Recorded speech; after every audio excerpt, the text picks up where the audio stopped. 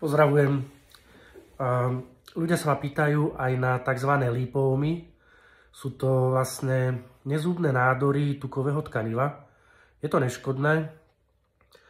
Vyššie vo videu potom v texte popíšem, ako to vzniká, či to niečo spôsobuje, či sa máme báť alebo nie. Ale otázka znela od klienta, že či sa to dá rozmasírovať. Nedá sa to rozmasírovať. To je skrátka tuk pod kožou, ktorý, nech sa snažíte akokoľvek, nerozmasírujete to. Hej, čiže není to možné. Iba chirurgickým zákrokom alebo liposukciou odstrániť z toho podkožia. Väčšinou sa vyskytujúce lípómy na rukách, na nohách, na chrbte.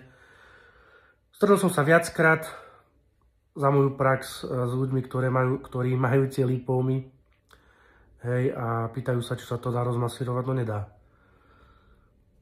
V texte vyššie teda, hej, popíšem, že čo to spôsobuje, či sa máme báť alebo nie. Netreba sa báť, je to len tuk, ktorý sa dá jednoducho odstrániť, tak ako som už spomenul. No a nejde to odstrániť, no, masážou. Snažil som sa už viackrát ešte zo začiatkoch, keď som to nepoznal, čo to je.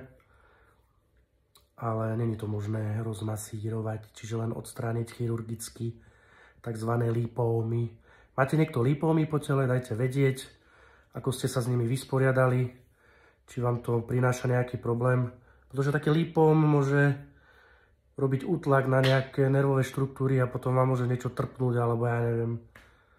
Dajte vedieť v komentoch o lípómoch, či má niekto lípómy.